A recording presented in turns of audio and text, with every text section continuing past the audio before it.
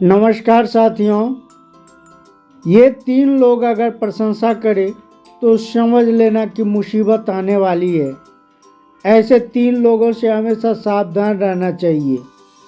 ये तीन लोग कौन हैं जिनकी प्रशंसा हमें गर्त में गिरा देती है?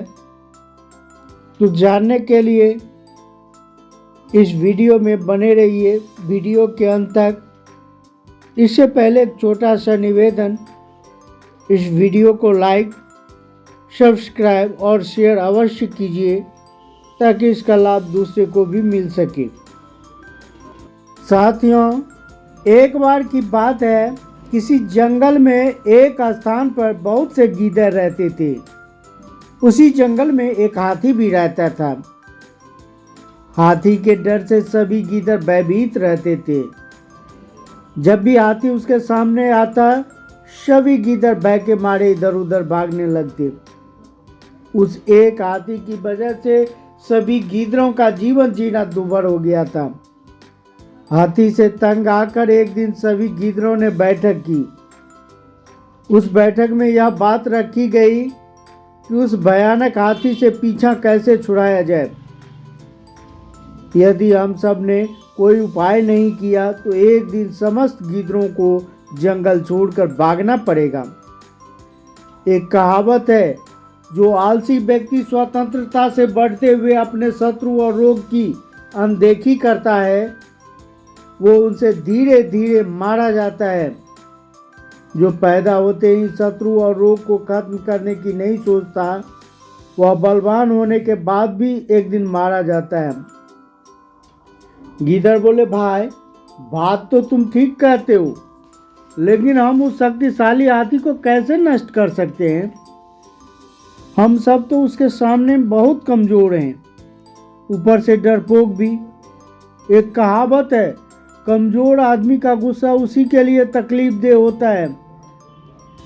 दूसरी बात यह भी है कि जो व्यक्ति अपनी शत्रु की ताकत जाने बिना केवल उत्सुकता में आकर उसके सामने जाता है, वह आग में पतंगा की तरह नष्ट हो जाता है।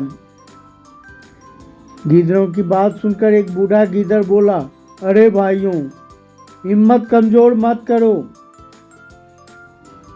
छोटे व्यक्ति को भी छोटा नहीं समझना चाहिए।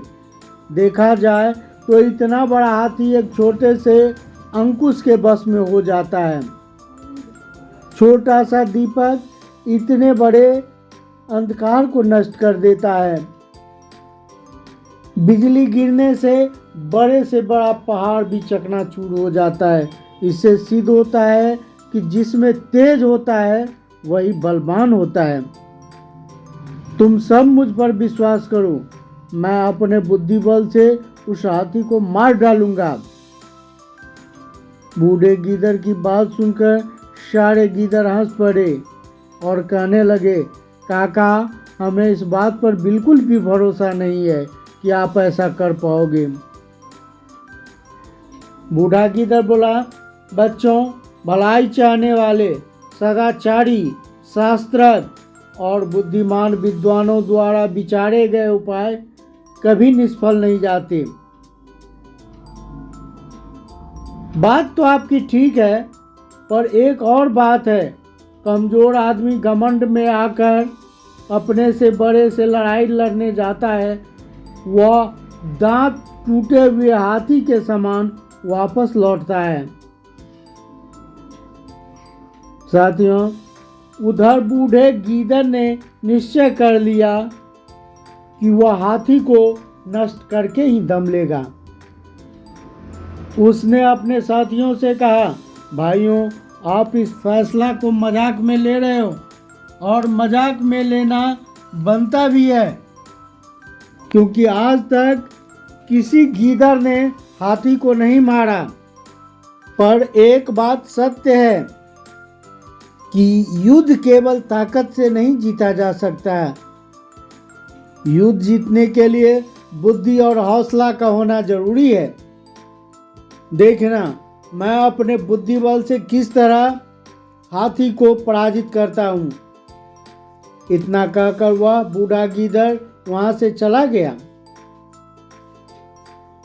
वह बूढ़ा गीदड़ उस हाथी के सामने पहुंचकर उसे प्रणाम किया। हाथी ने पूछा, अरे भाई गीदड़ों के काका, आज किस काम से चलकर हमारे पास आए हो? गीदड़ बोला, महाराज मैं तो आपका एक छोटा सा सेवक हूँ। आज मैं यहाँ आया नहीं बल्कि जंगल के सभी जानवरों की तरफ से भेजा गया हूँ। जंगल के सभी जानवरों का मानना है कि इस जंगल में कोई योग्य राजा नहीं है, और जहाँ का राजा योग्य नहीं होता वहाँ की प्रजा अत्यंत ही कष्ट पाती है। राजा के संबंध में कहा तो ये गया है कि राजा का धर्म होता है कि धूर्तों, कपटों एवं परपंचियों से प्रजा की रक्षा करनी चाहिए। जो राजा प्रजा की रक्षा करता है उसे प्रजा के धर्म का 6ठा भाग प्राप्त होता है, और जो राजा रक्षा नहीं करता है उसे अधर्म का 6ठा भाग प्राप्त होता है। प्रजा के संताप से राजा की लक्ष्मी और कुल का नाश हो जाता है। जिनका बंधु बांधव नहीं होता राजा उसका बंधु होता है। जिसकी आंखें नहीं होती राजा उसकी आंखें होती है। कानून का पालन करने वालों का राजा माता पिता होता है।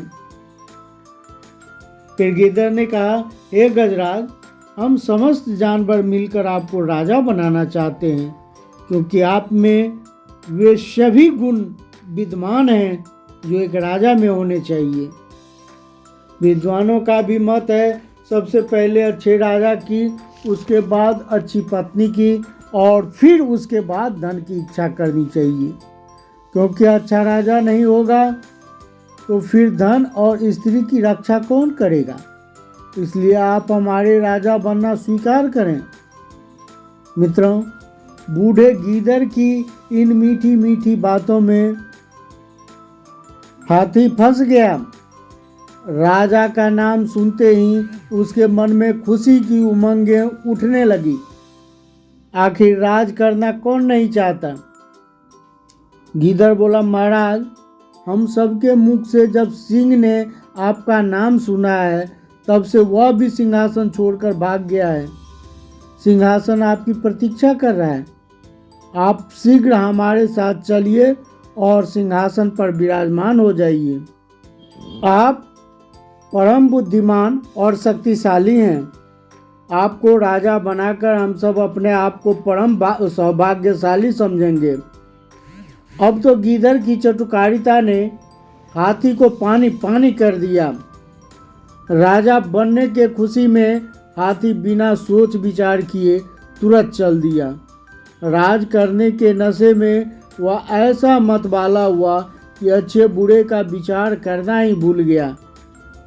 कहते हैं, जो न जाने लायक आदमियों के पास जाता है और न सेवा करने लायक लोगों की सेवा करता है, वह खच्चड़ी जैसे गर्भ धारण करने पर मृत्यु को पाती है, उसी तरह वह भी मृत्यु को प्राप्त करता है। हाथी भूल गया कि गीदड़ धूर्त और चालाक होते हैं, इस पर विश्वास नहीं करना चाहिए। अब तो वह हाथी राज के नशे में गीदड़ के पीछे पीछे चल दिया।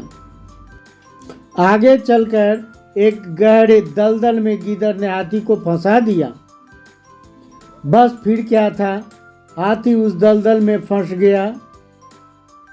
हाथी जितना जोर लगाता उतना ही धंसता चला गया। अब हाथी को दलदल में बुरी तरह फंसा देखकर गीदड़ कहने लगा, हाथी महाराज, यही दलदल आपका सिंहासन है जिस पर आप विराजमान हो चुके हो और अति शीघ्र मृत्यु के गोद में पहुंचने वाले हो। तुमने हमें बहुत परेशान किया था। आज परेशानी का कांटा हमेशा हमेशा के लिए नष्ट हो गया। तुम्हारे पास शारीरिक बल था और मेरे पास बुद्धि बल। साथियों, इस प्रकार वह हाथी उस दलदल में तड़प तड़प कर मर गया। कहते हैं कि जिस पुरुष की ये 3 लोग प्रशंसा करे वह महान विपत्ति में फंस जाता है। पहला जुआरी, दूसरा बेश्याएं, और एवं तीसरा चाटुकार। जुआरी हमेशा अपना उल्लू सीधा करने के लिए दूसरों की प्रशंसा करता रहता है और प्रशंसा करते करते उसका सारा धन छीन लेता है। वेश्याएं हमेशा धन की लालची होती है। वह जिसे धनवान समझती है उसी के गुण गाने लगती है और उसकी प्रशंसा करते करते उसका सारा धन हड़प लेती है। तीसरा है चाटुकार। वह सामने वाला की इतनी प्रशंसा करता है कि वह खुशी के मारे कुछ नहीं सोचता और उतावले में आकर ऐसा कार्य कर जाता है जो उसके विपत्ति का कारण बन जाता है। इसलिए ऐसे 3 लोगों की झूठी प्रशंसा में ना फंसें। यही इस कहानी का संदेश है। तो साथियों, इस वीडियो को लाइक, सब्सक्राइब और शेयर अवश्य कीजिए। वीडियो को अंत तक देखने के लिए धन्यवाद।